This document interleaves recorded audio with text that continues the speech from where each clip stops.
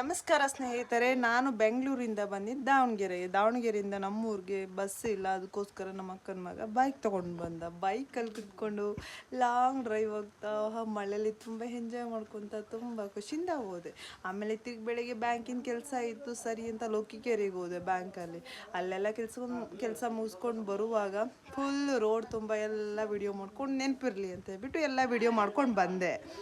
ಬರುವಾಗ ದೇವಸ್ಥಾನ ಸಿಕ್ತು. ದೇವಸ್ಥಾನಕ್ಕೆ ನಮಸ್ಕಾರ ಮಾಡಿಕೊಂಡು ಒಳ್ಳೇದಾಗಲಿ ಅಂತ ಬೇಡ್ಕೊಂಡು ಅಲ್ಲಿಂದ ಮತ್ತೆ ಬಂದು ಇಲ್ಲಿ ನಮ್ಮ ಮಾವ ಆಗೋರೊಬ್ರು ಕುತ್ಕೊಂಡಿದ್ರು, ಬೈತಾ ಇದ್ರು, ಇದೇನೇ ಫೋನ್ ಇಟ್ಕೊಂಡು ಅಡ್ಡಾಡ್ತಾ ಇದೆಯಾ ಅಂದರು.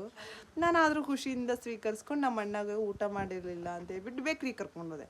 ನಮ್ಮಣ್ಣ ಏನು ಬೇಕು ಅಂತ ತಗೋ ಅಂದರೆ ನನಗೆ ಬೇಡ ಬೇಡ ಬೇಡ ಅಂದ. ಆದರೂ ಇಲ್ಲ, ನೀನು ತಗೊಳ್ಳೇಬೇಕು ಅಂದೆ. ನಮ್ಮ ಅಕ್ಕ ಅಮಾಯಕನ ಥರ ಕುತ್ಕೊಂಡಿದ್ಲು. ಅವಳಿಗೆ ತಿನ್ನೋಕೆ ಇಷ್ಟ ಇರಲಿಲ್ಲ, ಆದರೂ ನಾನು ಬಿಡಲಿಲ್ಲ. ನಾನು ಡ್ರೈ ಫ್ರೂಟ್ಸು ಸ್ವೀಟ್ ತೊಗೊಂಡೆ, ಅದರಲ್ಲಿ ನಾವು ಶೇರ್ ಮಾಡಿದೆ.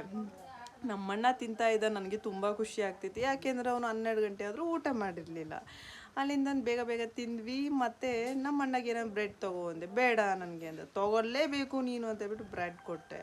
ಆಮೇಲೆ ಅಲ್ಲಿಂದ ಮುಗಿಸ್ಕೊಂಡು ಮತ್ತೆ ಊರಿಗೆ ವಾಪಸ್ ಬಂದ್ವಿ. ಯಾರೆಲ್ಲ ನೋಡ್ತಾ ಇದ್ರಿ ಪ್ಲೀಸ್ ಸಬ್ಸ್ಕ್ರೈಬ್ ಆಗಿ ಪ್ಲೀಸ್.